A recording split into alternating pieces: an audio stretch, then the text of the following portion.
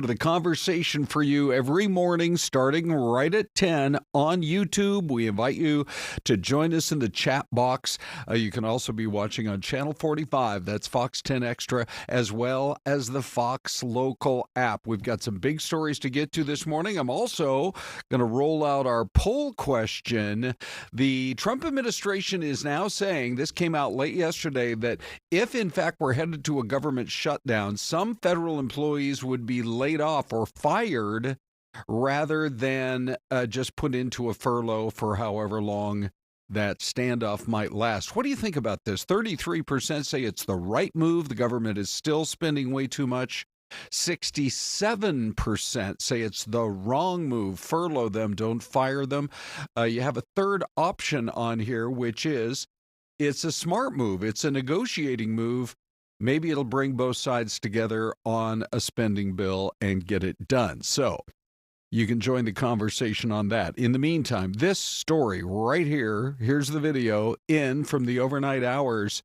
What a situation in a Valley neighborhood where a man was brazenly holding a machete and a child and holding the child hostage inside an apartment over in the western part of the city at about 31st Avenue and Bethany Home Road. Now, police in this situation, obviously it was an incredibly tense situation. It just almost makes you shake your head that any person, any adult could even think this way to threaten a child. And the police, basically, they say that officers responded. It was a 911 text of a domestic violence incident at this apartment.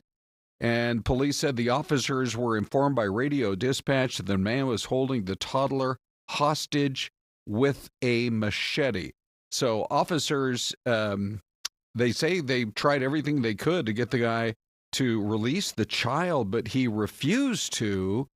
And so that's when he was shot by officers. Here's a little bit more about what they were actually saying regarding the tense moments overnight. It began when officers received the call of a domestic violence. When the officers arrived, they were directed to an apartment that was occupied by a man armed with a machete and holding a child at his side. Officers negotiated with the man, and then during that time they used a less lethal tool. The less lethal tool was ineffective, so that's when the officer-involved shooting occurred. The officers were able to move up, disarm the man, and then they were able to remove the child from his grasp and take the child to safety. Fortunately, there was no injuries, serious injuries at all to the child. As far as the man, he did suffer a wound, a life-threatening wound. Officers provided aid to the man until the fire department arrived. Both the child and the suspect were taken to the hospital. Child is expected to be just fine.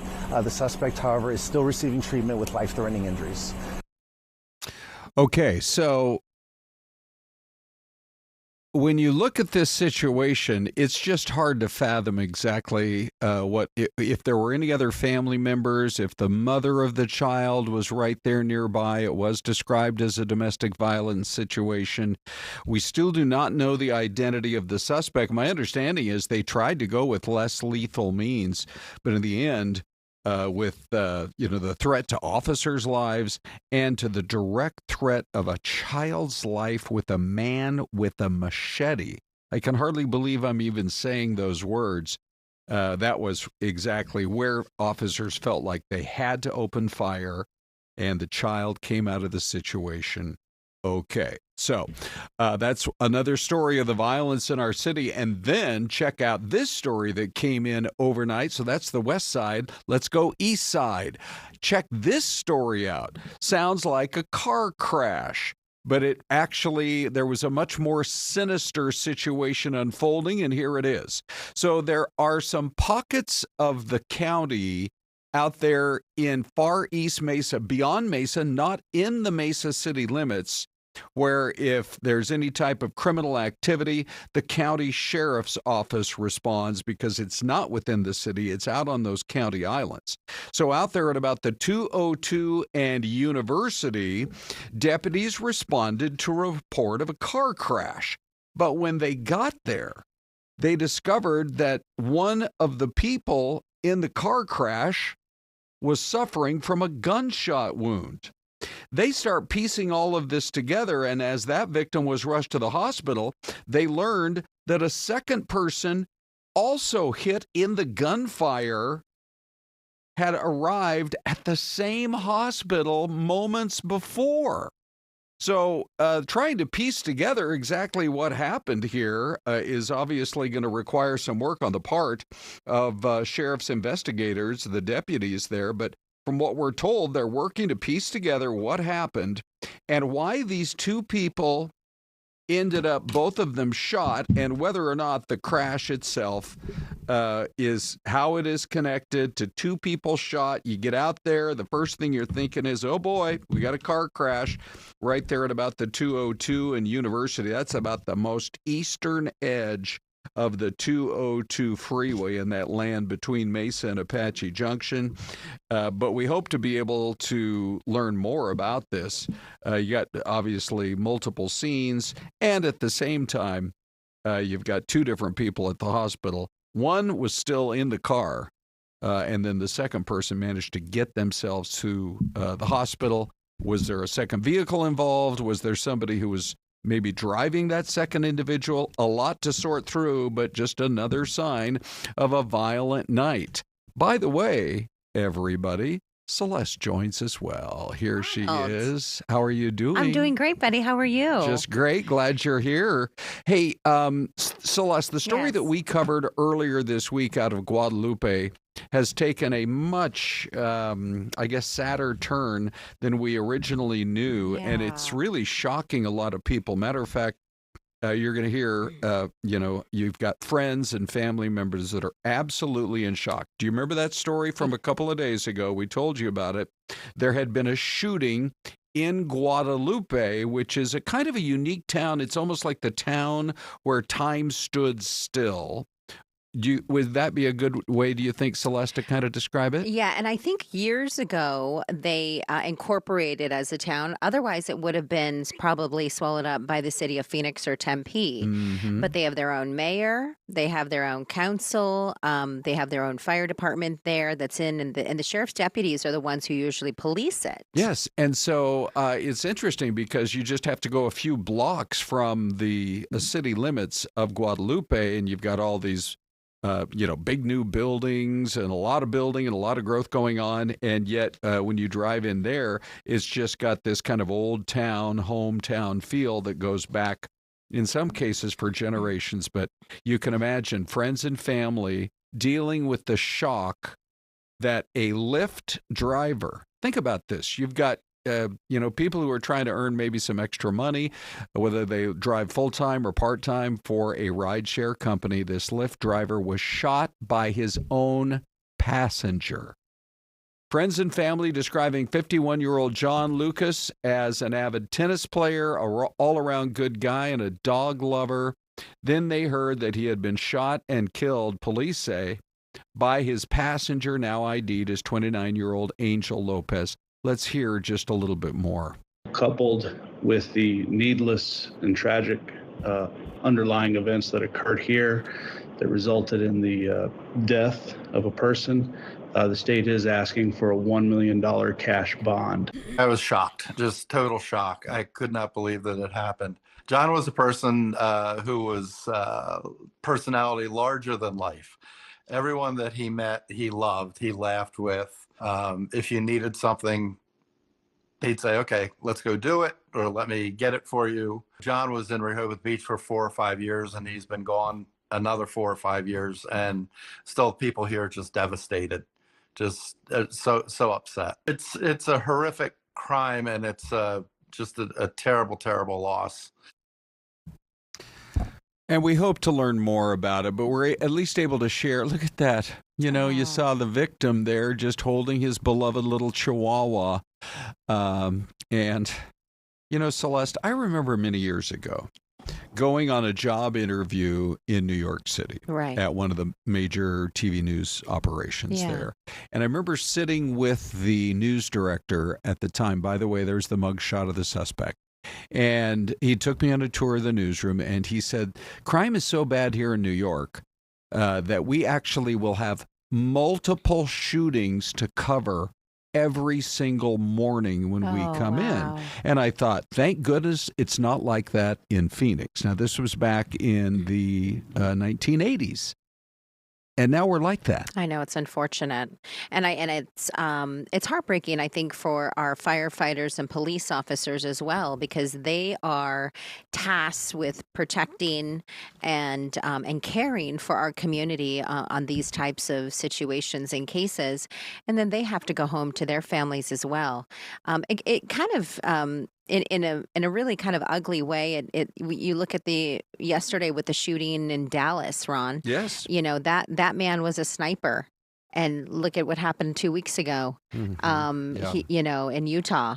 And so you're thinking, my goodness, you had a sniper in the situation in Utah, a sniper there in Dallas, this week. And what is going on? And, there's some new reporting. We're going to have more on this a little bit later, but there is some reporting that the suspect in this case specifically went looking for the videos of Charlie Kirk being shot, and that he tried to learn additional information about ICE facilities in the Texas area. Oh, interesting. And so, I mean, the worst you could expect would be copycat situations, but that might be what we're dealing with here in our country right now. Hey, one other story before we go to break. We promised you that we would follow up on it. Now we can. You might take a look at this lady here. She's kind of looking into the camera there. She's giving you the side eye, Ron. She is. It's an unusual mugshot, that's for sure. This is the lady. Now, this is where it gets weird. She doesn't even live here in the Valley, but she's the one that police say threatened the Tempe City Council meeting, where, remember, they had to kind of wrap up the meeting and say, look, we're going to evacuate and get everybody out of here. She's not even from here. She's from Tucson. Police say Kathleen Tierney wrote some concerning statements on social media, which led to the meeting being canceled, building evacuated. They then had to hold the next two meetings virtually. Still, at this point, not released what it was she wrote, but she is facing multiple counts. It sounds like there was obviously some sort of threat issued to not just a political person, but a whole political body. Oh, my goodness. We have to bring that kind of stuff to an end. Jeez. Right now, we're going to do this. If you're regular with us, we do have some people that are brand new this morning as well. We do the mystery cam, and boy, is that a good-looking city. Give us your guesses.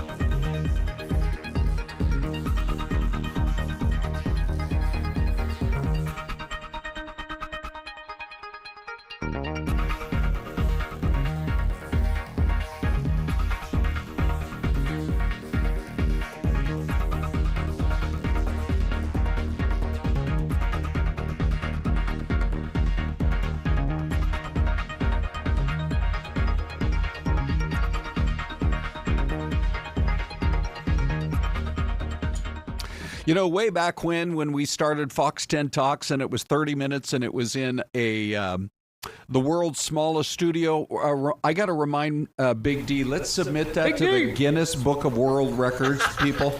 For the smallest studio ever created. I still got to see pictures. It was before my time. Oh my god! Well, so it there was was kind this, of a closet. Well, it was a total closet. It was Yes. like Yeah. we were really in the closet, and we're sitting there. And Ron, go back to the shot of you. Okay. We had a situation where we had no video. Yes. It was just you and I chatting and like some random photos. Right. And we were talking Oh, about okay, yeah, this here we go. Right. situation. We are talking about This like is going to get weird for just a massage. moment. Please don't leave. Go ahead. Go We're ahead. talking about massage, and I was like, Right. "Yeah, Ron, like, Yeah, give like me the when- fingers. Yeah, you were like that. like when you massage Sure. your shoulder." Correct. It was a virtual massage, not an actual one.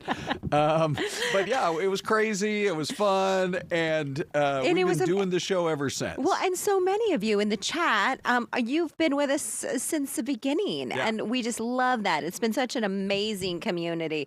And so we have been doing the mystery camera, which we have popped up for you during the break. Yeah. Since those days, what's it been, Yes. like a couple years? Or a year no, and a it was- half? I think it was March of last year, so right Oh, about a year and a half. Year and a Yep, half, yep, yeah. It's kind of like an infant, Ron. Like there's you grow a lot. Yeah. You know, when you're little. Yeah. You know what I mean? We've grown a lot. Okay, so we have a couple of really good guesses here. Emerald City, Charles David says, but he has really no clue. Somebody said Oz. Now, hold on. Emerald City, that's the nickname for Seattle. That's what I so was just think he's thinking thinking. Seattle. Mike Benedetto said OMG. I don't know if he was doing it because Yeah. Well, I wanted to give a shout out to Mike, Celeste. I Okay. have to here because Mike's joining the chat, and here's what he says.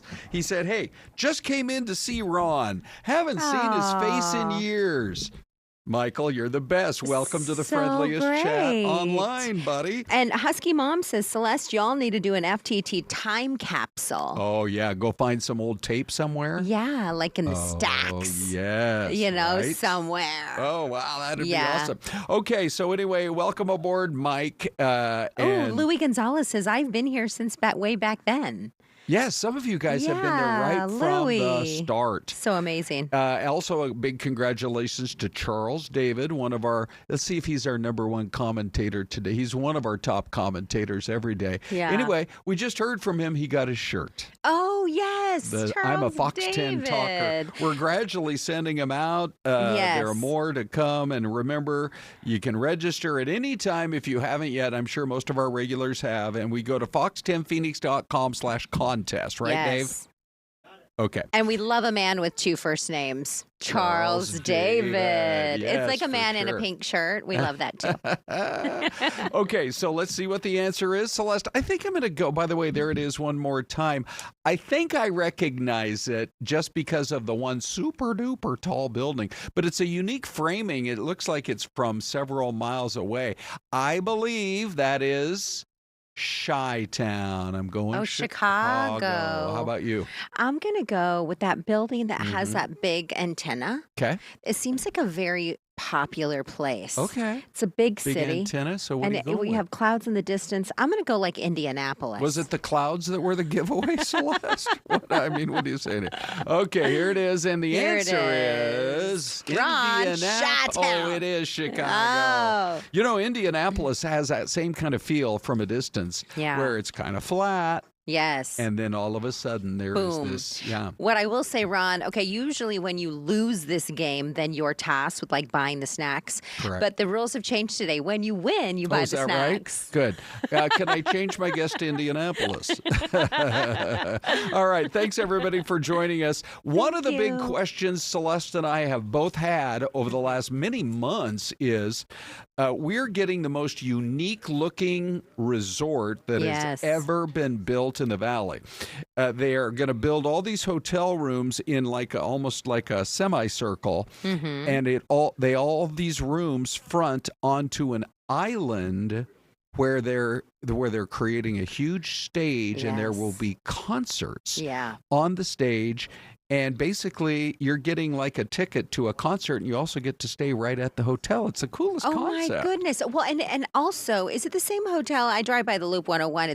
This place is right next door to the Cardinal Stadium. Yes, correct. State Farm Stadium. Yeah. They have a roller coaster. Well, that's part of the Barbie Land resort Right that next Mattel door. is bringing. Yes. Right next door. I mean, it's all going to be a big deal. So that whole area, that Loop 101, they've really started to up their game. So here's what we wanted to know. It's happening, but why is it taking so long? Here come some answers. Our conference center along the 101, along the west side of the property, is now up to 3 stories, as you see as you drive by. So we're excited about that for groups. And maybe the most exciting for people is our stage. We've made a ton of progress. We've installed the screens, all the video boards, the things you see when you go to a concert, and all the graphics and effects behind the artists. And just a couple of weeks ago, we installed our speakers. So the audio system is now in place. So within the next month or two, we'll get to do a little test drive on that stage. So we're excited about the one-of-a-kind integrated amphitheater. So all of the concerts that you can go to, people won't say they saw their favorite artist. They'll say they saw their favorite artist at Vi, because it is such a unique experience. The 11 restaurants that we'll have on property, 3 celebrity chefs, all first restaurant in Arizona. We're excited about that. And really just a unique experience. If you want to go to the beach in December in Arizona, you're going to be able to do that. 2 roller coasters, Barbie's Beach House, all sorts of Mattel IP that have been attached to these rides that are going to create such a fun experience that really hits all age groups. There's no demographic. I think if Barbie movie taught us anything, it's you could be 8 years old or 80 years old. You can still all enjoy a good time and the same thing together. We'll outline a timing of when we're going to open when we know that there's a clear path to create a guest experience that's Vi-worthy. Right now, we're pathing towards some key milestones, and once those are in place, we'll be able to announce an opening timeline that will let everyone else know when they'll be able to experience the resort. 11 restaurants they're going to have out there This on is like top Vegas. of the stage. And then there's the roller coaster. I love this. And it's the perfect way to approach a theme park in Arizona. Who knows? We got 5 million people here. Hopefully we get, honestly, I'd like to see Disney come out here. I mean, right? that's incredible. Aren't we all tired of the crowds over there and the long drive, that kind of a thing? Or a Six Flags? You ever been to Magic Mountain? Yeah, when I was a kid. Or like a Knott's Berry Farm. Can we bring out a Knott's Berry? Sure, we could. Anyhow, I mean, Syleste and I, we make a lot of calls here on this program. Anyway, you can see they're making progress. We're flying the drone overhead. Congrats to them. And they are getting there, but they still have a ways to go. So there's your update on what is going to be the probably the most talked about resort in America when it opens. Okay, Syleste, also we have another new viewer this morning. It's Calindia Lunsford in Cincinnati. Oh. Now, there used to be a comedy show back in the 70s about a radio station called WKRP in Cincinnati. So I remember the jingle. I never watched the show. Oh, so great. But I do vaguely remember as a kid hearing the jingle. Sure.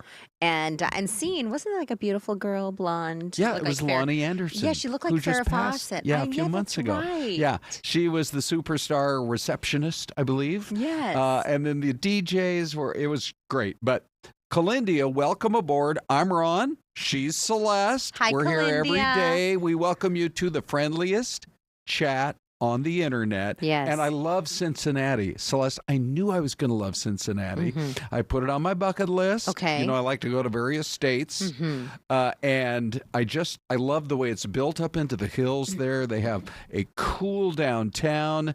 I like the Cincinnati Bengals. Joe Burrow is hurt right now. I but know. A I do former like Husky, him. Yeah, Jake Browning is now their QB. Yeah. But they have the riverfront is cool and the downtown is cool. And then it goes right up into the mountains to the University of Cincinnati. That's a town you could live in. In Cincy. In Cincy. So welcome aboard, Calindia. Hey, let's talk a little bit about some of these developments that are happening now in the standoff as to whether or not we're getting close to a government shutdown. This is frankly, this is a negotiating tactic is what it is. Okay. All right. So it was announced late yesterday from the White House Budget Office to try to put pressure. The Republicans in the House already passed it. The Republicans in the Senate are ready to vote for it. It'll be a government funding bill and there'll be no shutdown. Democrats, though, are holding out for some additional spending measures, some of it regarding the Affordable Care Act, Obamacare as it's called, and some other things in there. But the White House Budget Office said, look, if there is a shutdown, it won't just be furloughs. The government is still too big, and we will institute layoffs. Whether that happens or not, who knows? But it would be a negotiating tactic to try to get everybody on board and see if we can't get this thing passed. So as the standoff continues and as the threat of a shutdown is looming, there's a shot of Capitol Hill, and there's your deadline. It's next Tuesday. Stop me if you've heard this one before. I feel like we're in this boat like every 3 or 4 months. Yeah. But anyway, let's go to the poll question, and you guys tell us what you think. 47% say this is the right move. Government is still spending way too much. 53% say it's the wrong move. Just furlough them like in the past. Don't fire them. And still no votes for it's a kind of a smart negotiating move. It'll bring both sides together on a spending bill. QR code, that's what you do. Celeste, how about on YouTube? On YouTube, 535 votes right now. Wrong move, furlough them, don't fire them. This one is pretty much split. 45%. Right move, the government is still spending way too much. 47%. Now, let me just jump back because usually these polls diverge, but in this one, so 48% are saying it's the right move. Look at that. Wow. 48% are saying it's the right move here. Yeah, this is very interesting. Yeah, the only difference is you get 7% saying it's maybe a smart move, maybe for negotiating. How about we go to the Dave Cam? What do you think? Big Dave. Here he is, everybody. We love you, Dave. What are you seeing? We've got some great comments here. Rick Fox, 69.95, says, make them work for minimum wage and pay for health insurance. Any money made outside of their government job should be taxed at 100%. Make them live like the working man. And Music Man 747 says, cut congressional pay to match the mean annual salary of their constituents. I think both comments would really see some results. Thanks for watching, everybody. Keep the comments up. Yeah, That's right? good stuff. We've got great, thoughtful comments on YouTube. We really do. Yeah, we have some very smart people. Maybe we cut back their vacation package. What do those guys get? Like 14 weeks off a year? This something? is my thing. If they can't make something work, none of this like we're going to hold off. You know, they got to come to work. You need to come to work and you need to get the job done. And if you don't get the job done, then you're out of there. See. Now, Celeste is not running for president, but she's a common sense kind of person. I am. Yes, you are, Celeste. Yeah, That's just why give America loves you. Give me a blowhorn. I can put me on a corner. Let's go to a break here before things get a little too weird. Nice shot there from Kentucky. Looking at Ohio. Back in a flash.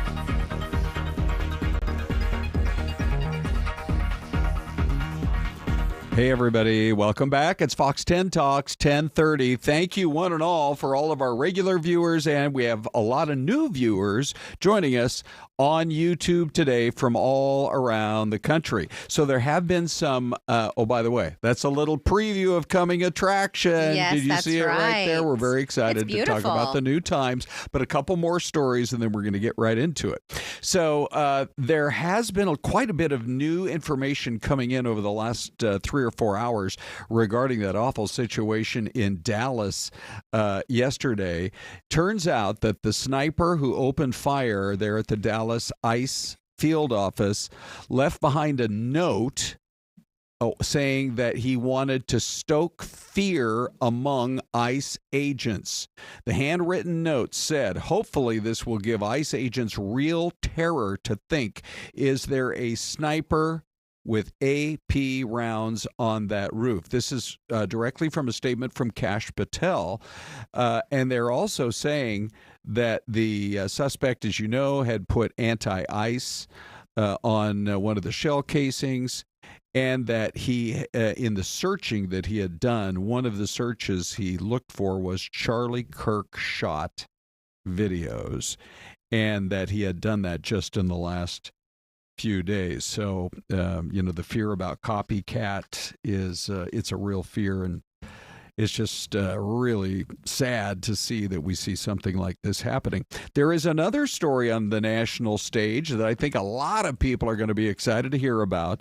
It could come as early as today, according to AP, Reuters, and others, that President Trump will, by the end of the day today, sign an executive order to declare that a deal is, I don't know if this is going to be one of those, quote, framework deals or if it's just a done deal, but between TikTok's parent company ByteDance and a group of U.S. investors that will meet all the legal requirements that were set down by Congress. I mean, they've been delaying this for month after month, and so many people love TikTok and rely on it.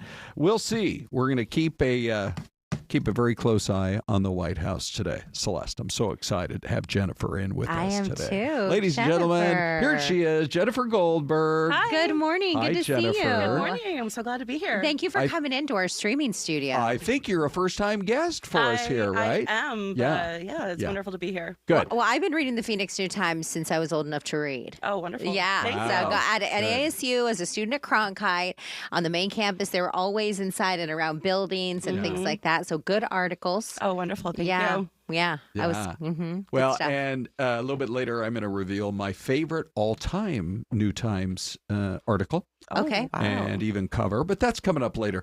Jennifer is here because every year, especially for those who are watching around the country on YouTube, you might not be familiar with it, but I got to say, I think the majority of people flock to the annual issue, the Best of Phoenix issue, because they want to know, where are the best places to eat and where are the best places to go, for a night spot and more. So Jennifer, take it away. Well, this is our 47th annual Wow. Best of Phoenix issue.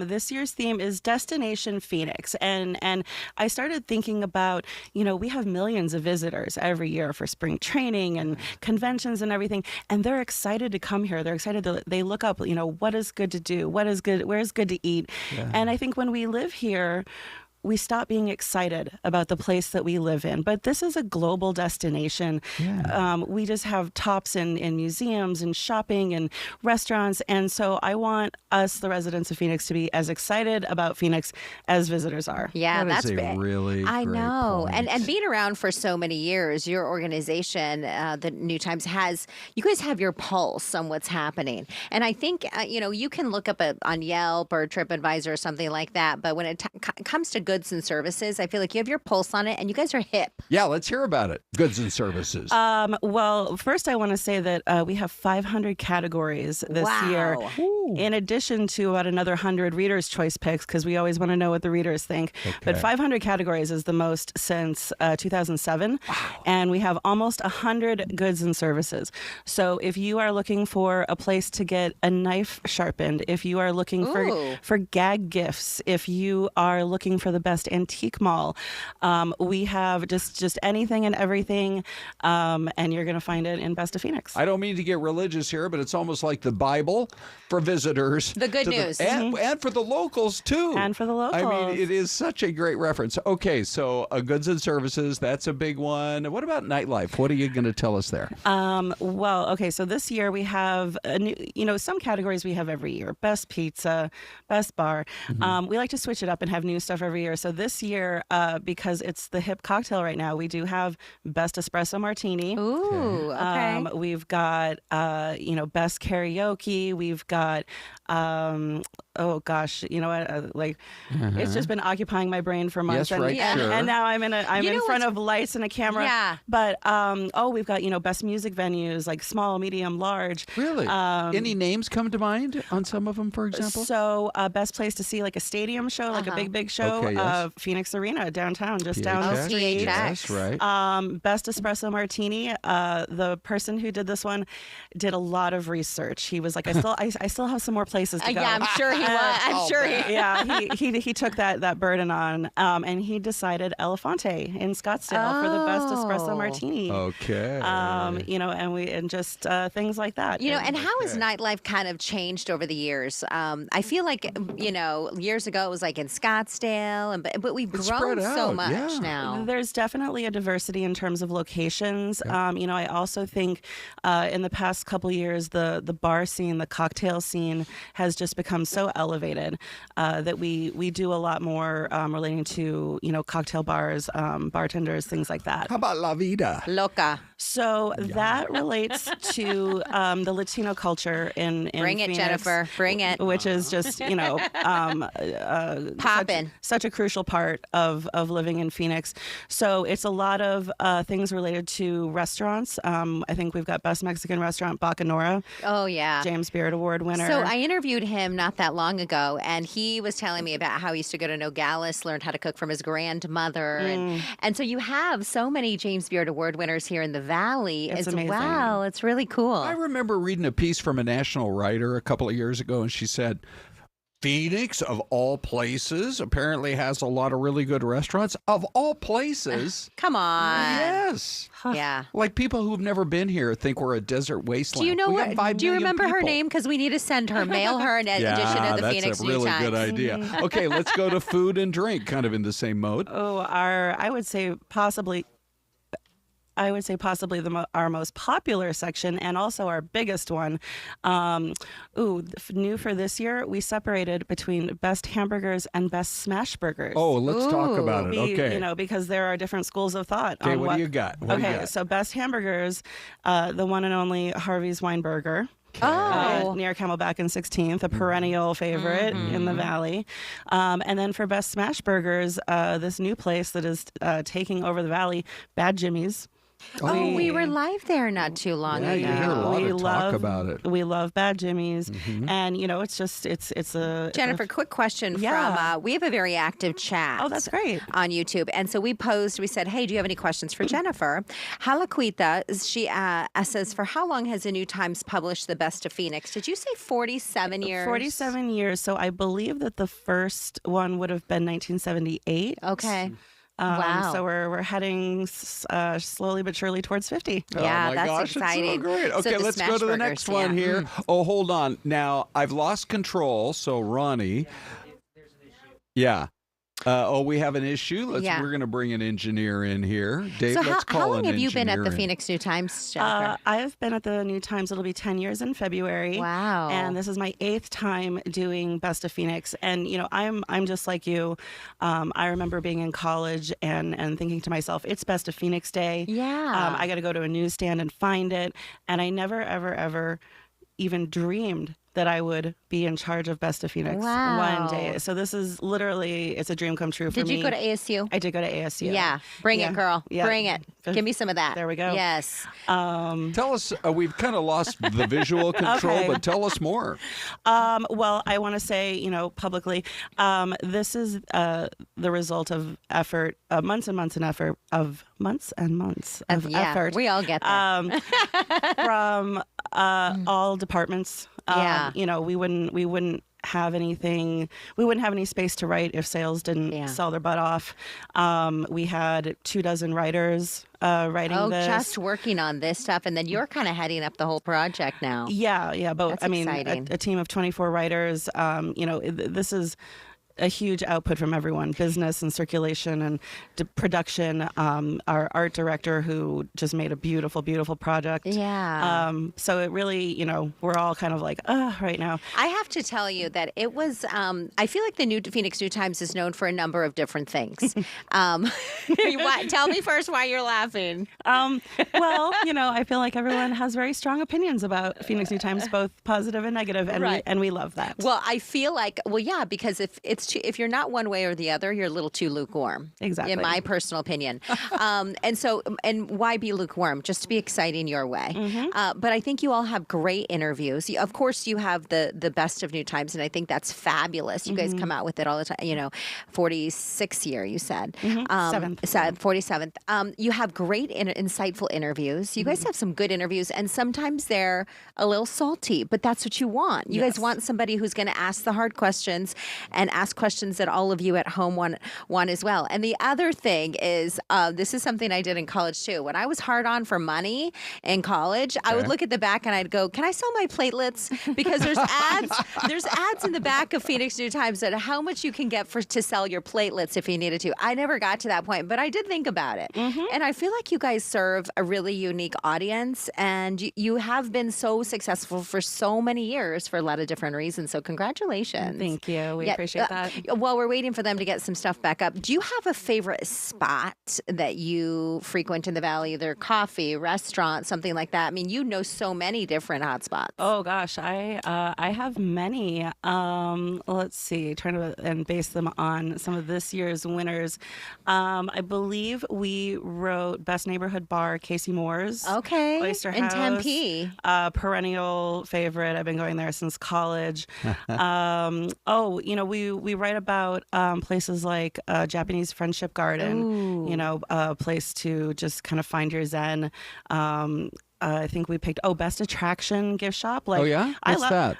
Desert Botanical Garden. That's beautiful. They have really beautiful jewelry and accessories. They have stuffed animals for kids. They have yummy local food products. We really just have so much to offer. And like I said, I think we just get looped in this daily life kind of frame of mind, and there's so much to appreciate here because we have so many I grew up in Tempe, didn't go far, went to ASU, and we have so many of those cities like Gilbert has its own downtown, Mesa has its own downtown, and so if you branch out of your little bubble, there's so much more to explore. There really is. And even this year I found new things. Okay, we're going to take a break. Okay. And stick with us. We'll be right back. Great.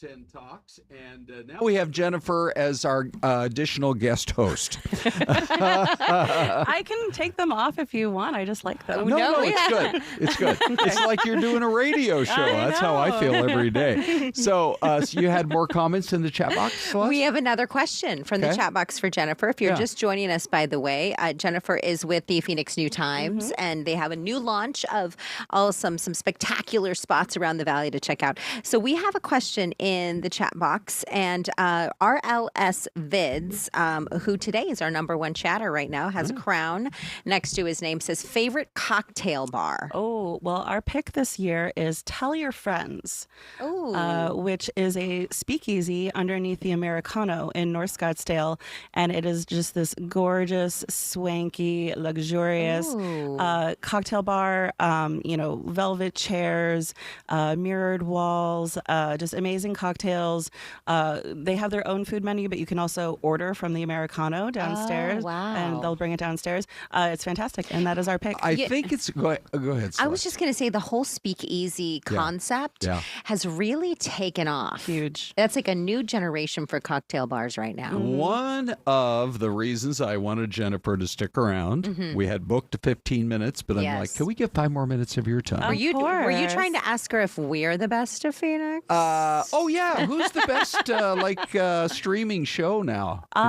We don't have that as a category this year, but I will write that down for 2026. Yeah. There you go. Maybe you could print an addendum. Correct. Oh my gosh. Okay. Anyway, I just wanted to show you my favorite New Times article of all time. Please. Right? I mentioned that we were going to do that, so I believe this is it. Ready? And here we go. Hot for the Hooner. Oh, my Senior word. citizens take their news anchors seriously. Here's what members of the Sun City West Ron Love League had to say about the man who starts their day. My goodness. When is that from? I think it was about 1983 or 4. Ron, do you have brilliant. physical copies that go all the way back? We do. Wow. You need one for your... I have one. I saved this after all those years. Wow. But how about that? So what is the Ron Love League? Well, it's a sort of more of an underground club. Sounds like not everybody knows about it. That sounds like an interesting club. Here's Sun City West. Here was the cover at that time. Ready? New Times. So I was actually at a different TV station. We don't really like to mention the actual station, even though they're right in front of your eyeballs there. Let's see. Ron Hoon, more than just a pretty face. And look, there's Marlene Galan, who I anchored with all those years ago. It says something like, youth must be served. Marlene, old enough to drive, page 24. My goodness. That is so great. Yeah. So. Oh my goodness. When it's almost like an issue of Anchorman. You know what I mean? When you're taken to the alleys. Now, careful. Do you remember when you all picked me up on the corner of Van Buren and the Yellow Bug? Yeah. It turns out both of us actually used to work at that TV station. And we're both now we're here. not mentioning, but seriously, it's a great way to wrap it up. You guys are such an integral part of this community, and you have been for, as you say, almost 50 years. Well, Best of Phoenix is 47 years. New Times debuted in 1970. Oh, there you go. So we're at a strong 55 now. Wow. Looking good. Do you promise to come back every year? This has been fun. I would love to. This has been great. Yeah, or when you guys have a big story coming up or something and you all want to come on and kind of give us a preview or an update or something like that, we'd love to have you on. We'd be happy to. Okay. Hope you brought a couple issues. By the way, they're free. You can find them all over town. Hope you brought a couple for us. Yeah. You know what? I don't even have one in my hot little hands yet. Properties. But you know what? I'll get some to Christine. Oh, okay. That's great. Ron, you're going to have to wait to sell your platelets. Thank you, ladies. Thank you very much. And Jennifer. Thank you. Really fun having you here. Okay. Dave will kind of work with you here as we wrap it up. But Celeste, you and me, we have to talk about the Cardinals. I'm telling you, people are getting more and more excited about Thursday night football, which is just hours away. This is finally the chance for the Cardinals to be on the national stage. And oh, by the way, they're rolling out their new uniforms. They're so cool. It is so cool. So the game is at 5:15 this afternoon. Celeste, tell everybody where they can watch it. So they can watch it on the only network large enough and strong enough to bring it to them, Ron Hoon, right here on Fox. That's right here on Fox. Actually, on Big Fox 10 TV. So we've been your Cardinals station for years and years. So here's the deal. The parking lot's open at 1:15. Get out there early if you can get off work. The traffic at around 3:30 or so, 4 o'clock is going to be nuts because you have all the regular traffic plus, whatever, 50,000 people driving out to the stadium. The club gates open at 2. The stadium opens at 3:45. By the way, the first hour is happy hour. You can get 20% off select beer, soda, and bottled water. And you can visit their website for more information. But I'm excited to see those new unis. There's Buddha Baker right there. I just think it's appropriate because if the boys drop something on their jerseys, if they're having snacks, they don't have to worry about needing a Tide stick. It's just going to blend right into the They jersey. are a little messy looking. I will say that. That's for sure. But here's the thing. We're going to be checking in with Richard. I think he's joining us live tomorrow. This is his own personal RV that he hops in. Yes. He's going to be streaming for like 2 straight days, either from out at the Cardinal game or then tomorrow night, the big ASU game. So he's starting to stream now. He's got about 4 cameras inside his RV. Okay. And one faces out towards the front windshield. Okay. You're going to be able to watch him sleep. Apparently, there are going to be 48 hours of nonstop streaming on our YouTube page. Yeah, if you've wondered how many times a night Richard has to get up and use the restroom, now you're going to have the answer. Or maybe whether he snores or has sleep apnea. I don't know.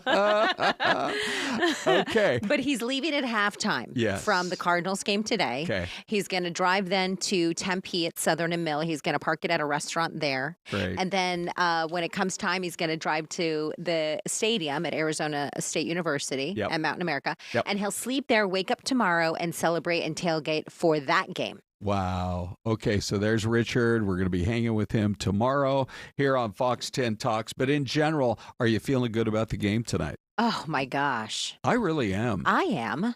When you take a look at this, Coach Gannon is building this team from defense. Yes. But you already know that you have Kyler Murray, who's incredible. He's just a master out there on the field, more like a maestro, I guess you could say, because he's conducting the whole orchestra. How tall is he? Do we know? I think he's like 5'10", maybe 5'11", I think like that. I think that is 5'9". even more remarkable. It really is. 5'10". Okay. That is so remarkable because he can move in and out of that pocket, Ron. Right.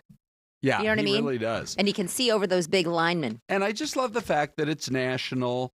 Look, the Seahawks have a pretty good team this year. But honestly, who's the better quarterback, Sam Darnold or Kyler Murray? No comment. I think we win right there. Yeah, he's like built Sam this defense. Darnold. When you got Buddha Baker, you know he's brewing for an interception or a fumble recovery, a pick six, something like that. I'm so excited for the game tonight.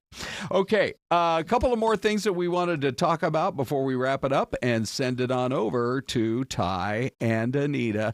It is National Daughters Day. And so Celeste, oh wait, this is mine. Okay, hold on. Ron, I love that hat. Look at Michelle. Yeah, that's my daughter Michelle on the steps of her house up in Salt Lake City. And she went up there after high school to go to school at BYU. And I thought, okay, 4 years and she'll be right back. She has never moved home. I mean, she moved up the road to Salt Lake City. She loves it there. She does some really good work for the city of Salt Lake. And every time we go, it's just the best. She's so just awesome, so Ron. fun to spend time with. This is my daughter, Alexa, and she has 3 little kids, Everett, Avery, and Stetson. I walked into our pantry in our house last night, and I said, Renee, it looks like a tornado came through the pantry. She said, that was just Stetson. Yeah, welcome to motherhood. Right. Oh, she's such a good mom. And she's beautiful. Your girls are gorgeous. Thank you. Okay, so that's Alexa, and you just saw Michelle. And then our other daughter is our daughter-in-law, Kelsey. Oh, and they moved to South Carolina. So Renee and I both got a chance to learn the Atlanta airport really well because we flew back there to see him really every few months. You see Mason, he's the oldest. Kelsey is holding Ella, and then you also have both Ava Jane and Riley, and not pictured is little Claire, who was born. She's just a little newborn, just 1 year old. But beautiful family. Yes, for sure. Let's go, Syleste, to the. Oh, hold on here. Hold on. We're going to. Okay, so Kalina, she's a tween, just turned 13. Okay. She doesn't want to take pictures with me. Okay. So she'll make videos with me instead. Okay. And push me out of the way and eat food with me. And if you have a 13-year-old who's taller than you, then we're in the same camp. Okay. And then this is our 18-year-old daughter, Kiana. And she has, now she's playing soccer in college. Wow. And so this was just a couple of months ago when we were on family vacay. Yeah. And she now does finally want to take photos with me again. Really? So, yeah, it's like starting around 8, from like 13 to 18, no go. No go. They're like, Mom, sorry, I don't want to take a photo with me, you. Or they give me the scrumpy face. And I'm like, okay, that's not happening.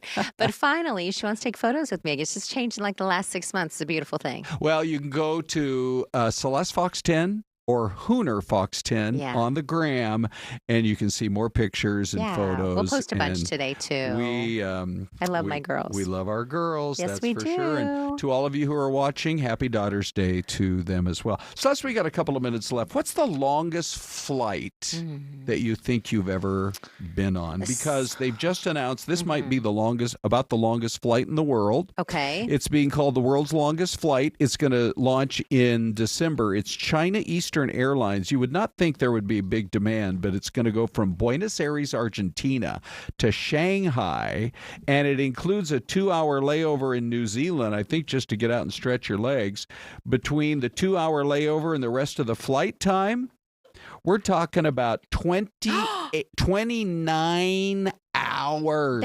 And it never lands. 29. No, that's 27 hours on board, and then 2 hours of a layover. Oh, it's unbelievable. That is right? crazy. Yeah. I don't know if I could I mean, you would really have to be like walking. I would Let's ask Ty. I'd be wearing my compression socks. I was going to say, I would you be. need a compression bodysuit. Well, I know you got a whole story, but we only got 15 seconds. What's the longest flight you've ever been? Was it the one you just took to Korea? No, it was a little over 14 hours. Okay. Yeah. Korea to Minneapolis. Wow. Long flight. Mine was about 13. It was Madrid to LA. Yeah. Well, I don't know if I'm ever going to Buenos Aires or Shanghai, but good luck to everybody on those flights. Ty and Anita next.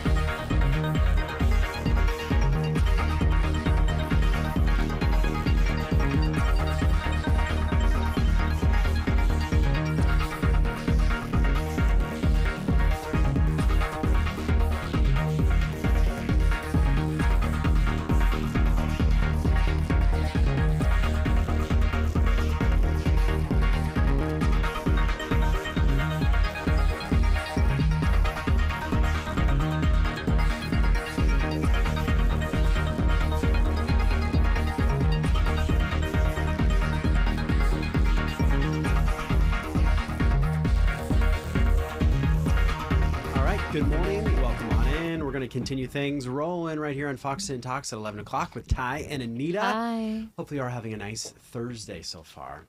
How Are you? Are you having a good Thursday? I am. We've got a fun show planned for you today. Yeah. I forgot my earpiece, so I'm going to wear the headphones. What? Huh? You're talking really loud. Because this is really loud. What? Huh? And I'm also deaf in my left ear, for those who don't know. There you go. So oftentimes I'm going, huh? All right. Well, should we get right to Richard? Yeah, because we have a big game tonight. We have a big game this afternoon, the Diamondback. We have a big game tomorrow. And Richard is the big guy. Richard, what are you doing? Can you hear us? Who are you with? What's up? Hey, how's it going? I can hear you guys. Can you hear me? Hi. Yeah, we got you loud and clear. All right. Okay. What's up, guys? We're getting ready. We're streaming. We're here. So I've got a little board here where I could do different camera shots. This is the table camera shot. This is the party shot, which is a shot of State Farm Stadium. Take a look at that. Ooh. So we got 4 different cameras mounted. We got that one. We've got this table one. Then you got the driver one where it just shows what I'm driving. And then we got this my phone here. So yeah, we got several shots. Okay, so Richard, explain to us what you're going to be doing, because you have, I don't know if you were told or if you volunteered to do this, but you are going to be live starting now for 48 hours. We're going to be streaming live on our Fox 10 YouTube channel. Yeah, we're out here at State Farm Stadium for the Cardinals-Seahawks game on Fox 10. And then after this game, we're probably around halftime to beat traffic, I'll head to Tempe. I'll be at Brick and Barley on Mill and Baseline for the late show live shots. Then I'll go to ASU, spend the night in my RV there. The Rollin With Richard Super Tailgate Party is going to continue till Friday when ASU plays TCU on Fox 10, as well as the Cardinal game. So back-to-back games on Fox 10. So why not break out the RV and stream it the entire time, on our Fox 10 YouTube channel. And look, when I'm asleep, when I don't want to go to sleep, I just push this, and you can see my head. See, I have sleep mask on, Oh my God. So yeah. That was going to be my next question, Richard. Yeah, and if I need a break, now you get this little break time. Yeah, so that way, when I got to do my business, or I got to, I might shave on camera. I don't know. Richard, you have to go back to you because we can't hear anything that you're saying. We can't hear you, Richard. Come back on camera. Okay. Those are. that was a lot going on. I was going to ask, are you going to sleep? Are you going to stay up the whole time? I don't know. It's going to be hard to sleep. I was having trouble sleeping last night. We're getting ready for today. You're like a kid on Christmas. Yeah, it's pretty exciting. Yeah, I was like a kid before Christmas. We got the RV fired up. We got the cameras all fired up. We're streaming the entire time. So I say we start streaming now. What do you guys think? Yeah. Flip the switch. Flip the switch. A countdown? 5, 4, 3, 2, 1. Let's start streaming. Yeah. All right. Let the streaming begin. So, so we Richard, should be on the Fox. People are asking exactly where do they go to be able to watch this live stream now for the next 48 hours. And also, they want to send you some Fox food. 10, Oh, sorry. The physical location that I'm at is on the Great Lawn, the west side of the Great Lawn. But if you want to watch it on your computer, go to the Fox 10 YouTube channel. Okay. And then you can watch you. Are you going to be interacting with your fans out there, Richard? Are they going to be able to talk to you while you're just kind of I'm going to be, because look, so this is a shot of the Great Lawn, and we're here early, right? So people haven't set up yet, but this is where people are going to be setting up, throwing the football, hanging out. So I'm gonna go out there and try to recruit some people to come in, hang out with us and talk, and then I'll bring them in, and as you can see, I got muffins, got some good stuff. We got muffins. What flavors did you get, Richard? Blueberry. I love blueberry muffins. Then I got Sour Patch. Oh, Sour Patch. Those are Ty's favorite. Sour Patch. We got the football to throw around. So we got all kinds of cool stuff. Rock'em Sock'em, if anybody wants to get knocked out. There you go. Trent and I will probably be playing some Rock'em Sock'em. So, Richard. And then I got Yes. Are you going to survive the next 48 hours with muffins and candy? That's how I've been surviving for the last 50 years. What are you talking about? You know? Where's the real food? This is just a notable day. Well, see, that's the thing. When the tailgate comes on, right, when the people start tailgating, that's what I'm going to do. I'm going to go out there and say, hey, we'll report for food. Oh. You know? So this is you know how many people are going to want to hook a brother up, I hope. Yeah. So I'm going to walk outside, see if you can see me. Yeah, let's test the outdoor camera here. So this is... Oh, there you go. There you are. This is amazing. Oh, I don't... Yeah, so I'll be like, hey, send me some ribs. I want a burger. Louder, Richard, louder. We'll That's not going to work. Yeah. Please feed me. Yeah, so I'm just practicing. We're getting ready. So it's going to be pretty cool. Richard, do you have permission from the Cardinals State Farm Stadium and ASU to be on property, or are we going to have to bail you out? I've always gone by the theory or the motto of it's better to ask for forgiveness than and permission. Yeah, that's our motto here too, Richard. Yeah. Okay, what about predictions? So look, this is another thing. Predictions. I think the Cardinals their defense is going to have to come through. Let's check out the phone because see, like this is my phone, right? Oh. So this is my phone that's mounted. I have it mounted. I like that. So I can take this phone off, right, and then we can actually walk about. Oh, look at so you! I can show you guys. So this is the one camera that's going to be on the cockpit right here, right? This other camera is facing outside. You see that? Yeah. You guys see that? Yep, we see it. Yeah, see the two cameras? And then this is the camera that goes onto the table. See? And then this is the camera that goes outside. And then I come out here, and I can kind of walk around. You know, so this is, we got the banner up, the Rollin With Richard Super Tailgate Party. See, got the banner there going. So we're here early, as you can see. Can you guys hear me okay? Yeah, we do. You. We don't want to talk over you because there's a bit of a delay. Early bird gets the worm, Richard. You guys got to see the banner. Oh yeah, did you get the banner up? That's right. Yeah. It's there. Did you see the banner? Yeah, it looks great. And then they also gave me some like headshots and stuff of John and Christina to put on the RV. But Corey's is really going to great use because what I'm using for Corey's is to cover up the sink. You see, I use it to hold my tripod. Yeah, so Corey McCloskey, you're a team player. Richard, where do you sleep? Yeah. What's the rest of the joint look like? So here it is. This is the rest here. Let me turn on the lights. Got another. See, there's the Christina and John thing. I got to find a way to put it. It's a bit of a project. Richard, this is Trent. He's a Steelers fan. How long have you had the RV now? So here we go. I've had the RV for a couple years. It's a great story. What I did was I got the RV from an estate sale, and the guy that passed away was a hoarder, but of cars, and he had like a bunch of vehicles in his backyard. And this particular RV had not ran in 10 years. Oh, really? And wow. I said, you know what? This thing just needs some TLC, a little love. So I ended up buying it for a really good price because the son, just wanted it off of his property. He was like, if you're willing to tow it out of here, take it. So I took it out, towed it out of there, put a little battery in it, gave her some love. And now Foxy Roxy is part of the Fox 10 team. That's what I named her, Foxy Roxy. Foxy Roxy. Trent just found out about that. Trent's giving me a weird look, like, really? You named your RV? So this is Trent Johnson. He's the engineer. He's the mastermind behind this whole thing. He set up all the cameras. He's been helping me out. And so in a minute, I'm going to hook up my computer, go on the Fox 10 YouTube channel. So that way if people are on the chat and they have any questions for me, I can answer the questions and so on. And so it's going to be a lot of fun. And then, let me show you. This is an ice chest I have here. Let me show you.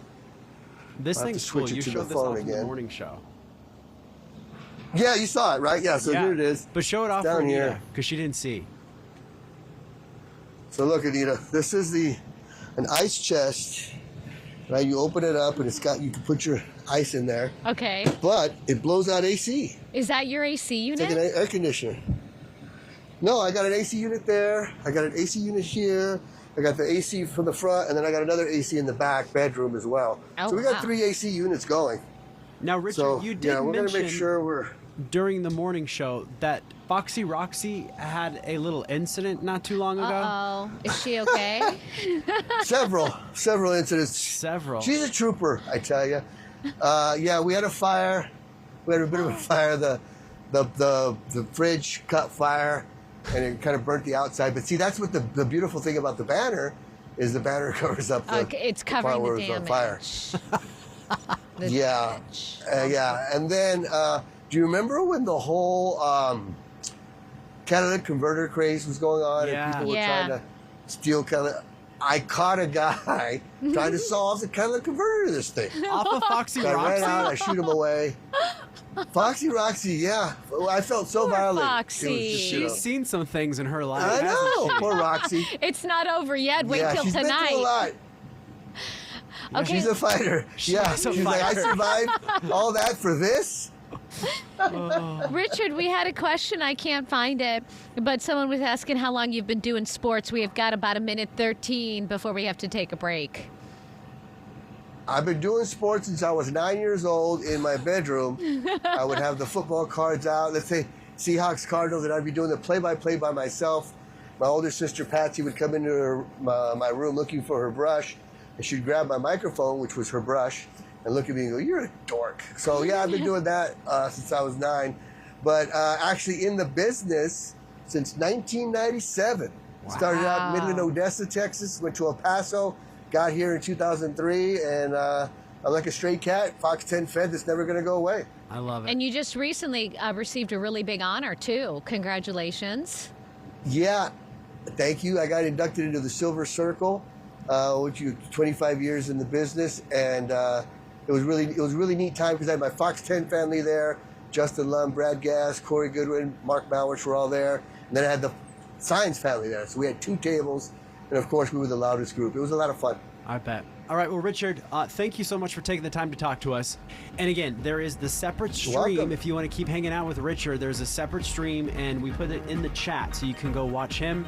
Basically be like a little peeping Tom for the next 48 hours. Life with Richard. Take care of Roxy. Yeah, bye, Foxy Roxy. I will. Bye, Richard. All right, one last shot of the party camp.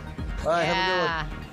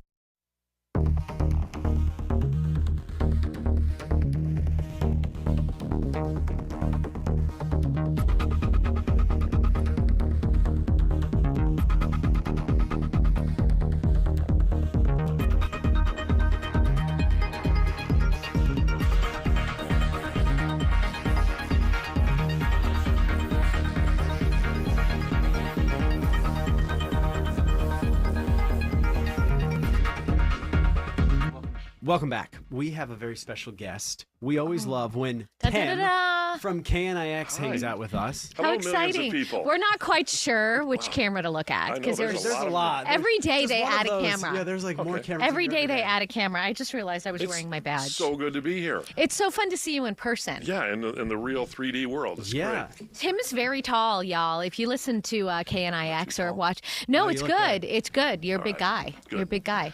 We invited you in because A, we love you, and we're always looking for opportunity, and B, it is one hit wonder day. Yeah, I've always thought how great it would be to have a band or be an artist and to get your song on the radio, and it's like, this is it. We're in the money, and then that's it. And that's it. Just one. It's just one. Just one.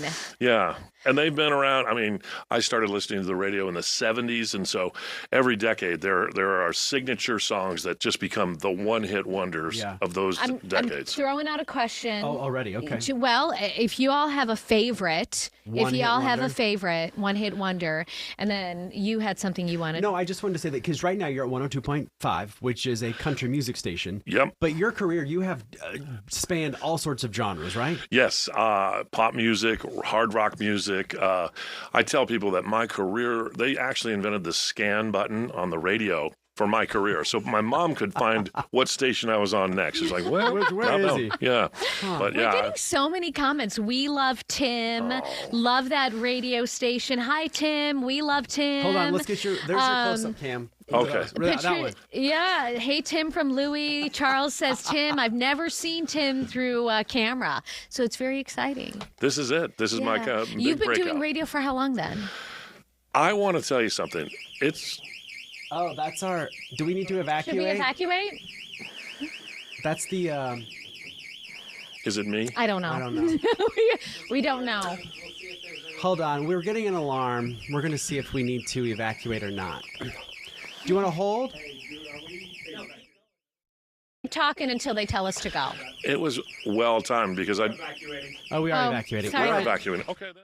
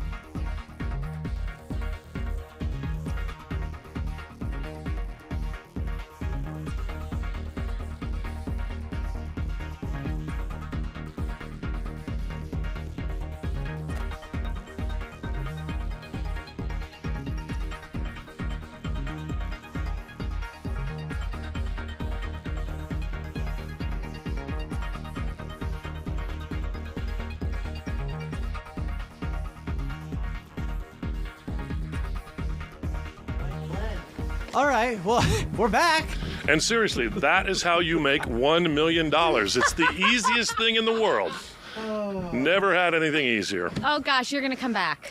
I'd like to come back. Okay. We would like to have you back. Never happened. Never. But we have No. all of these different alarms here in the building, and Just a test. Everything's good. Yeah. I don't know if it was a test. Oh. Nobody knows. But we're back. We're safe. It was a thrill. It was a new experience, and You're going to talk about this on the air tomorrow, aren't you? I am, and I'm glad we're all safe. I'm glad it was just a Tim, false you know alarm. what? It's probably someone that doesn't like you. That didn't want to hear from you. It's and they interesting. called in some sort of It was Brooke, wasn't it? It was Brooke. It was Brooke. She's jealous of this attention. Yep. Yeah. She is. Yep. Let's We're blame it going all to on talk about it Brooke. on the air tomorrow. Okay. Yeah. Well, yeah. Definitely tomorrow on our show, and then if you guys want me to come back, because I Do you did want to come show back Monday? prep. Do you want to come back Monday? Yeah, come Sure. back Monday. Okay, Monday. Monday's the day. Tune in for Tim on Monday, and hopefully no alarms. No alarms. It was No right when Monday. you were starting to read all the nice comments about me on the stream. Everyone loves you.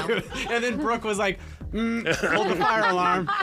We'll Brooke, put it we're in. on to you, sister. We'll put an end to that. I know. I'm looking to see if maybe she's commenting. How much time do we have? 5 seconds. Okay. Not enough time for a great Brooke story. 3. Bye, guys. So long, everybody.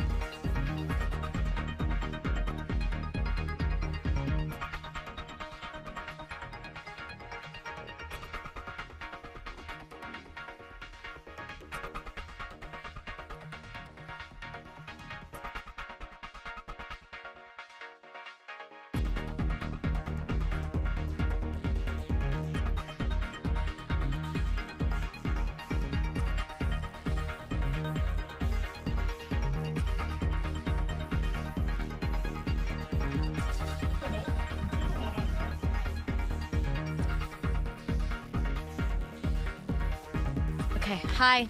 We were just kidding. We weren't going anywhere. Ron and... Wait, let me just be clear. It's not Monday already, is it? I wish it... No. Well, blink and you miss it. Oh, that was funny. We're waiting for Ron and Syleste. Because of the little evacuation we just had here at the studio, they're still making their way back to the studio. So we're going to tap dance for a little bit until they get in here. From what I understand, Ron is in the escape hatch, and he can't remember the code to unlock it. To get it out? Yeah. Yeah. Oh, man. Did you want to tell a Brooke story, or do you want to tell everyone how long you've been in radio? So we were joking that Brooke was the one, because you were getting all sorts of... I love Tim. Everyone tell Tim how much you love him. Tim. Yes. Turn the music down. And... That's all right. That sounds... somebody said Tim is fire. That's why the alarms went off. Oh. Ooh. That's good, right? That is good. Yeah, It's good you're to be fire. Brooke told this story last week, and it's one of the funniest things she's ever said. She has Bo, who's her now about to be 4-year-old. Yeah. And he is super charming. If you follow her on Instagram, at KNIX Brooke, you'll see. He's just got all this personality. Now, he has a little brother named Cam, who's about to turn 2 years. And Brooke's mom was in town, Meemaw. Mm-hmm. And we Meemaw love Meemaw. was changing Cam's diaper, and Bo is very charming unless he is not the center of attention. If he is not getting all the attention, he kind of melts down. And Brooke saw this happening as Meemaw was changing Cam's diaper, and she could see Bo's expression darkening, and she tried to intervene, like, here, let's color. I got some crayons. And Bo didn't want anything to do. He stared directly at his grandmother, and finally, Meemaw looked at Bo and said, "What's the matter?" And he just said, "Check my underwear. There might be a poop in there." The kid, he's totally potty trained. On demand. He said, doesn't it sound like a Liam Neeson line from a movie? Check my underwear. I have a particular skill. And that was his way of dealing with lack of attention. Okay, but wait,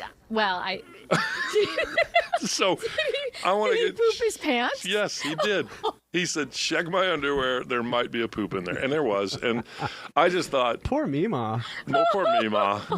Oh, my gosh. So when you were talking about Brooke not getting enough attention, that makes me concerned. You think Bo gets it from Brooke? I think she might. I think she might. So, yeah. You guys just got a new studio. Oh, I wanted to ask you, if you've talked about this on the air, you had a really big fire in your house. Yeah, I did. How are things progressing? Are you able to even begin the rebuild process? The good news and the bad news. First of all, it happened 3 months ago. And it was a house I was renting in north central Phoenix, and nobody was hurt. And there was I didn't lose anything of great value. I tell people I didn't lose anything. I just lost everything. So every blanket and towel and whatever. It's been a really hard process, and I've heard from a lot of people who kind of let me understand that it takes a long time. I've decided it's going to take longer than I wanted to wait to move back into that when they remodel, although they've started. So I've found a new place. In fact, I'm moving in tomorrow. Oh, good for you. Yeah. So off your daughter's couch. Off the couch. I've been couch surfing and been that guy. But, one thing is the American Red Cross. I've never been so grateful for that organization. They showed up the day of the fire, and they were just kind and caring, but they gave me a credit card if I had to buy a hotel room for the night. They gave me some toiletries, and it made me think. Now, every time I see a story on Fox 10 about a house fire, it breaks my heart, because I know it's not something you expect to go through, and when you do, there's no template for what you're supposed to do. So it's really... And it is so tough. I mean, Ty and I have covered them both, and sometimes people will open up and take you inside with the camera, and the damage, they're really devastating. It's a smaller patio home. The only part of the house that was destroyed was the kitchen, but the smoke damage from the rest of the house. And it made me understand that that's how a lot of people lose their life, just from the smoke is so acrid and gross that I could see how that happened. Was anything salvageable, like any piece of furniture? There was some that, like, I had a big leather sectional that a company took away, and whatever they did, they got the smell out of it. But for the most part, I just had rid of everything. You had some pictures that your girls drew. That was the most concerning part. I had these two pictures that my girls drew in grade school or whatever, painted, and they were so cool that I had them blown up and framed. And At first, I thought they were ruined because they were covered with soot, but I managed to salvage them, and that was like a miracle to me. So, yeah. I'm glad to hear that. Yeah. All right. Well, Syleste is here to take over. Tim, thank you so much for coming. Okay. We will see you Monday. Monday. And we'll talk about one-hit wonders. Celeste, take it over, sister. One-hit wonders? Yeah. Are you good by yourself? Justin's gonna come join me. All right, cool. Were you guys talking about what just happened? A little bit, yeah. Yeah, just a little bit. Yep. Not too okay. much. Were you guys on the air the whole time? Yeah, Yes, we're on we the air were. right now. We didn't go off the air? We're still on. No, we were on the air when the alarm sounded, and all the viewers stayed on while we left and evacuated. Well, here's the thing. Hi. Justin, come on in, brother. Yeah. All right. Okay. By the way. Well, had I known we didn't need to evacuate, then we wouldn't have evacuated. We all evacuated. Everybody evacuated. But Tim is so hilarious. Did you hear the first thing he said when they came back on, like after 6 minutes of... Yeah. Did you hear what he said? No. He just wrapped up his interview, and he said, so once again, that's the easiest way to make $1 million. Oh, and we didn't hear what it was. Of course, because we were off the air for like 6 minutes. So I have to preface this, and Justin, scoot over a little bit this way, buddy, so you're right center screen. Yeah. I want to make sure we got your mug on right. Yep. So yeah, I heard a few days ago, Steve Nielsen started his Fox 10 Talk session. Oh. And he said this is at 3 p.m. One of the most most watched sessions. 3 o'clock in the 3 p.m. show? And so I'm here to challenge Steve Nielsen because I don't know if there's another time slot that can bring this gentleman on. You know, and who has the time to big time in 'em. and to and give an offer. Justin Lum, investigative journalist, Emmy Award winner. Well, as a matter the time. Yeah, well, gotta come more. Yeah, we have 6 minutes, so let's get right to it with Justin right now. Hey, Justin, so you've been doing some investigative reporting, and I just thought maybe for the audience, if they did not catch your reports last night, I'm just going to roll just a little clip from your package, and then we'll take it from there. So ready? Here we go. He tells me how much of a cute dog he was, and he wanted to really pet him. And Mateo's usually friendly, outgoing. And I said, sure, you can pet Mateo. He reaches down and grabs Mateo and picks him up. Kim didn't expect what happened next. And he throws him down he throws his arms back, and he throws Mateo down to the ground. And he throws him down so hard, he throws him out of his harness. All right, so Justin, walk us through what you have learned. Now, this woman comes forward to share her story, but you've been following the case of a man who I think none of us knew about until just a few weeks ago, a man named Derringer. Matthew Derringer, 35-year-old Matthew Derringer. So, and this is sort of the process in our newsroom. We had other general assignment reporters covering the case of what led to his arrest. First, he was identified as a Scottsdale murder suspect and then arrested. And we go into his criminal history and find out that last summer in June of 2024, he allegedly slammed a woman's dog to the ground and allegedly kicked another dog off its leash and then chased a man, tried to hit him, and stole his sunglasses or his glasses.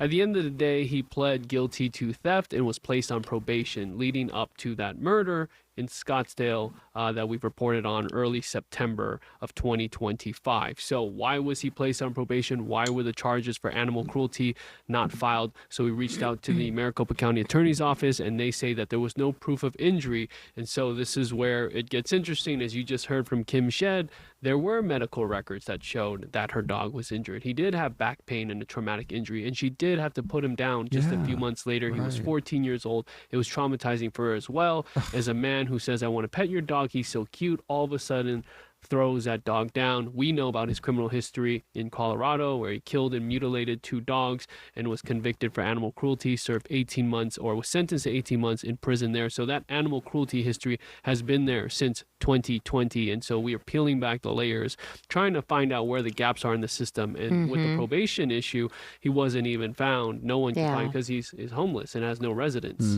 So what was something that was interesting when this first also took place when he was arrested here in the Valley was there were questions surrounding why he was released in Colorado. Who were the judges? I remember hearing the public calling for, the judges should be investigated for what evidence did they see, or why did they release him from jail? What are your thoughts on that that's process? Interesting. We're still trying to figure that out too, is like the timeline of him getting out of custody, but he was ultimately sentenced. He had some time served, I believe a credit of 700 days, because he also had a history in Texas in 2023. So he was kind of bouncing around in Texas. It was a criminal mischief case where authorities say he was banging his head on the wall, he was damaging people's cars, and it's really like causing a lot of chaos in that area. So mental health issues have been indicated throughout court documents. Wow. And sadly, it has led to this, he's now suspected of killing the 67-year-old man who let him stay in his home while he was, also helping him at the church where the heat relief center was. So it's very sad. And so just to bring people up to speed, that case, now we've got this murder case that we're going to be following for. I'm sure that's going to take where do we stand on the timeline on that one? It's going to take time. He's going to go through his not guilty plea arraignment, and we could see the Rule 11 competency evaluation come forward, because that also happened with this 2024 case here for theft and assault, which led to his guilty plea. Rule 11, are you mentally competent to face your charges? We saw that with Lori Vallow. Look at that mugshot, by the way. He looks so different in each of the mugshots. This was August 2024 when he was finally arrested and identified by all the 3 victims. But, this dog owner is upset because she believes if there would have been animal cruelty charges, at least for her dog, maybe that sentence wouldn't be probation. Maybe he would have been behind bars a little bit longer. Part of the probation deal, the plea agreement, was to get mental health screenings, but there's no accountability there to make sure that happens, to enforce it, or accountability or enforcement that he checks in with his probation officer. He never did that as well. Probation officers don't just go around looking for whoever violates probation, so he's left out free walking through the streets. I know we don't have a ton of time. We just have a few seconds here to wrap up. Justin, thank you so much. I think it's really important, too, to credit law enforcement here. That sketch they released of his photograph, or who they thought they were looking for, that was right on point. Well, his ID photo that they released to identify him as a suspect. We posted the link, I believe Dave has. You guys can watch the full report on our YouTube channel. Okay, thank you, Justin. Thank you, guys. Thanks for hanging with us, buddy. Thank you. That's one of the things when we're able to get Justin on a case like this, he's not going to let go. And we'll see where it goes from here. Yeah. Boy, some questions to be answered. Absolutely. I think, Celeste, for sure. Break time, just that fast. Where do you suppose this pretty little town is? We'll be back with more on Fox 10 Talks.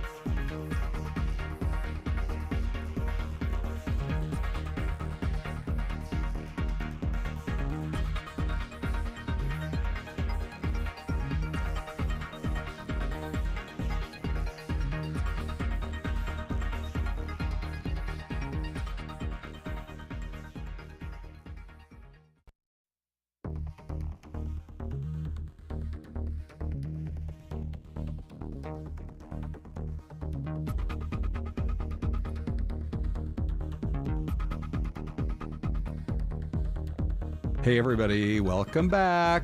We have a few guesses on our mystery cam. I like Low Philosophy. He's thinking it might be the great state of Georgia, Celeste, but Louis Gonzalez says it's Texas. And here's Johnny, says Connecticut. Just a Girl says, well, obviously I have to guess Tucson. Right. They need to develop a little waterfront area like we have our Tempe Town Lake. Oh, yes. I don't think you have it written down in front of you, Celeste, so why don't I just reveal it? Go for it, my friend. Oh, Big D has. Big D. Here we go, everybody. Check this out. Here he comes. And he's Big invisible. Yeah, look. Wow. The mystery I can see your man. six-pack. The invisible Okay, here it is. man. Okay, The Invisible Man. Are you going to guess? You know where it's at. I know where it is. So. Annapolis, Maryland. Maryland. Yes. I've got my great aunt and uncle that live just over the hill there in Maryland. Oh, And okay. so I keep going out and visiting them, and I'm like, I got to carve out a few hours and go see Annapolis. How far is that from D.C.?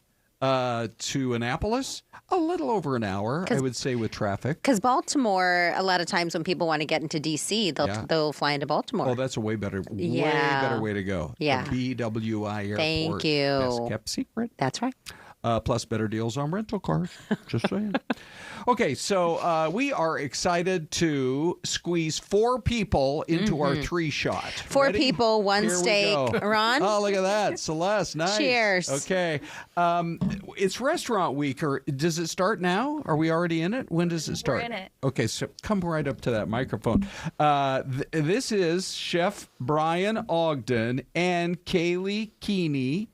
From the newest Mortons in the Valley, one of the newest in all of America. Where are you guys? So we're located at the Desert Diamond Casino. Okay. Can you hear me? Yep, we got you now. We're at the Desert Diamond Casino in Waddell, Arizona. So we're just off the 303 at Saraville Avenue. It's a beautiful spot. It really And that is. part of the valley is growing so much. It is. You know, Chef Brian, you said you just came back from where? You just opened a restaurant somewhere else, and now you're here opening this one. Just for the last year plus in New York with Bourbon Steak. Yeah. So. And so opening this, give folks an idea. What does it look like inside? How big is it? Do you have to walk into the casino to get to the restaurant? You do have to walk into the casino, and then you enter our beautiful glass doors next to our glass wine cellar, the entrance. A lot of different experiences in the room. The bars to the left, a great place to watch live music on Wednesdays and the weekends. Back, we have a beautiful patio coming up here with the weather changes. It should be a great place for happy hour or a full meal. But giant restaurant. Lots going on there. So why would people want to come out this week during restaurant week?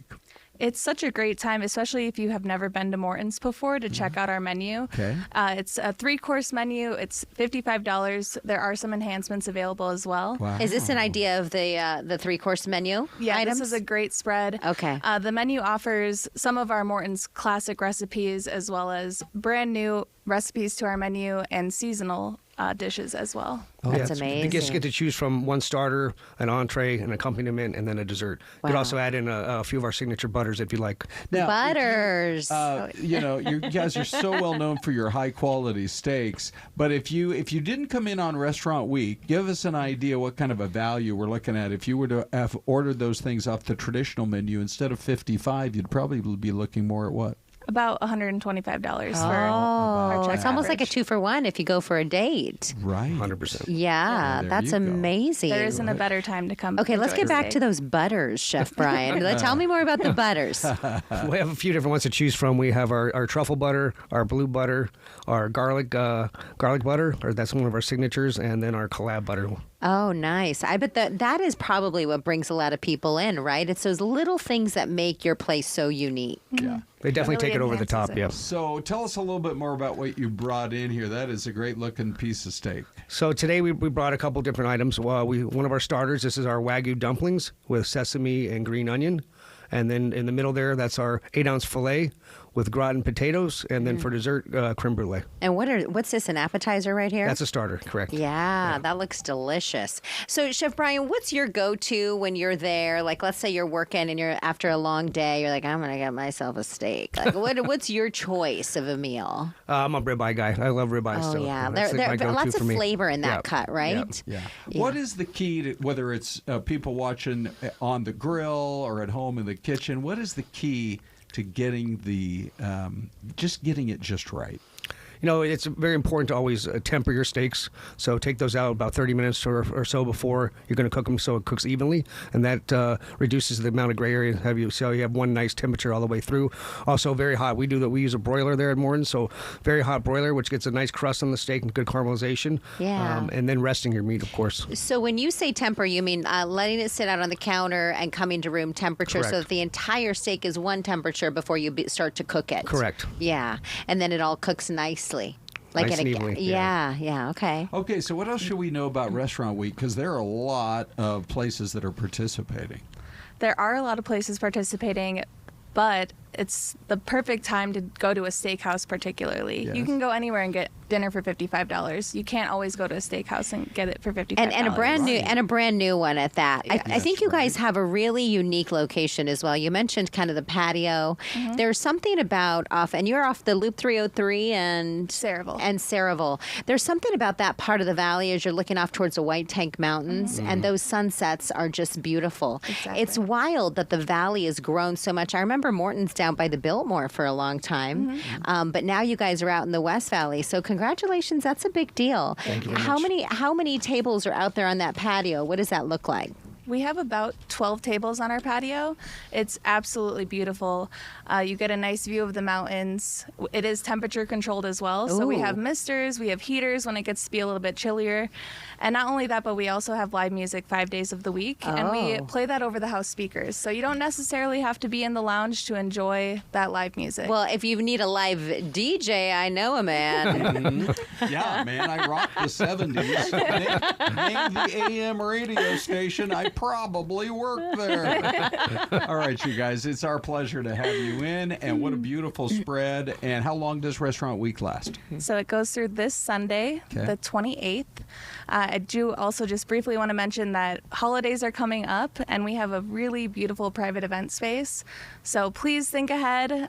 Give us a call. We would love to host your holiday parties. Awesome. Hey, thank you both for coming Thanks in. for having us. Yeah, and thanks for the beautiful spread. We appreciate it. Thank you. It does. Holy cow. It does. All right. By the way, as we kind of continue on, who's taking off after the McRib? We cover all food items here. We used to have Ron, an engineer here, and he loved the McRib. What is the problem with, first of all, what's the problem with the McRib? Number two, what's the problem with Dunkin' Donuts? Celeste, there's a brand new list out today. Yes. That is, people are talking about overhyped foods. They get so much talk, and they're not worth it. Everything from Nestle's chocolate. Come on. Yeah. I don't know. I mean, to crumble cookies. Okay. To Dunkin' Donuts.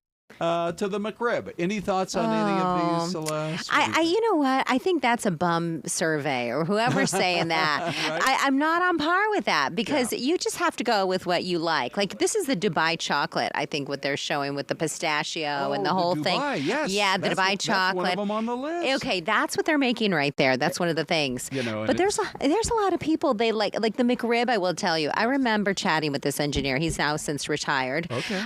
But he would come up to me What whenever. was his first name? Do you remember? Yeah, I knew you were going to ask me. Tall guy, white hair, slender figure. Okay. Yeah, thinking about it. Seems like it matches about 5 of our recently retired. Looks very smart. Looks very smart. What happened? BuzzFeed put out a call. Jim. Yes, Glenn. Thank you. Jim McDermott. BuzzFeed put out a call asking people, hey, what is a food that's really kind of popular out there, maybe sort of a trendy type thing that you see on social, but it didn't meet your expectations? Look, you spend a certain amount, you have a certain expectation. By the way, we're seeing not just the McRib. Here are a few other kombucha. Oh, I love kombucha. Dragon fruit. Those are just some of the other. Twinkies. People are after Twinkies now. Do you not know what you're going to get when you buy a couple of those Twinkies? Can you just celebrate the fact that they can survive 20 years in the same package and they never change shape? I wonder if the filling maybe isn't quite as filling as it used to be. Oh, Maybe shrinkflation. Shrinkflation on the filling. On the Twinkies. Who my knows? gosh. Let me see what else is on this list. That's brutal. We talked about how crumble cookies. Yes. There's actually, I prefer myself like a crunchy, thinner cookie. Yes. That's peanut butter. Peanut butter cookie I love. Ooh, or yes. oatmeal cookie I love. But crumble. I'm a white chocolate macadamia. Ooh, that sounds now, good. I know you can't have regular chocolate or dark chocolate. Yeah. Can you have white chocolate? I cannot. No. Okay. I don't know if it's the sugars, the preservatives, or whatever. Yeah. But I will tell you that crumble cookie, when they do have like a cake batter cookie, it's more between a cookie and a cake. I don't know if it's a cookie. Yeah. But if you're looking for something in between a cookie and a cake, and maybe that's the trick, is that they're mislabeling. Well, what's wrong with labeling? Where there's a certain price. We had a story today that people are starting to unsubscribe to services like Disney Plus, which just announced yet another increase in their monthly come fees. on. How much do we charge for our streaming service, the Fox Local app? It's free. Remind me what the total amount is. $0, Ron. 0.00. Right. As long as it's free, it can never go up. And can I tell you something? The product we offer is amazing. It is. I mean, it's the service. Correct. Top quality. Right. We don't have singers. We don't have dancers. We have real news, we don't no have fake animation, news. But we got Ron and Syleste and Ty and Anita and Desiree too. That's right. Thank you. So yeah, I'm trying to see. Anyway, I think what it is those are fine cookies at Crumble. I've had them before. Yeah, they're but okay. I think what they're saying is it overhyped compared to what you expect to get for what you pay? So that's what. Oh, it's $20 for a box of 4 of those cookies. Well, how about now? I see Krispy Kreme on here. Were they on this list? All I know is I don't see Krispy Kreme. Those are delicious. They're fairly inexpensive. When did a dozen donuts at Krispy Kreme go to $20? That's why you go to Bash's, Ron. Yes. That's why you go to Bash's. Thank you very much. Okay, we got to wrap it up. This is kind of an odd thing, but by the way, Ron, yeah. Steve Nielsen's got nothing on this show. Just so Steve Nielsen at 3 p.m. Correct. I challenge you to top the show here that Ron and I've had today. Although Steve's still winning because he's already eating the Morton steak. Is he? Okay, first of all, he comes and attacks us, and now he's eating our steak. Right. Somebody hold him down. Come on, Steve. We feel personally attacked. Okay, so we've had a pretty good show. Big D, this has been a sort of a complicated show. We had the big interruption, but congrats to Big D. He did a great job walking us through it. Go team. Buddy. Go team. That's for sure. And we sure appreciate we have had a number of new people watching today. Tell your friends about it. Be sure to subscribe if you haven't subscribed yet and like it. Yeah. And maybe more folks will discover us. And happy National Daughter Day to all you daughters out there. Yeah. Check us out on Instagram, Syleste Fox 10, Hooner Fox 10, and we'd love to see ya. Have a great week.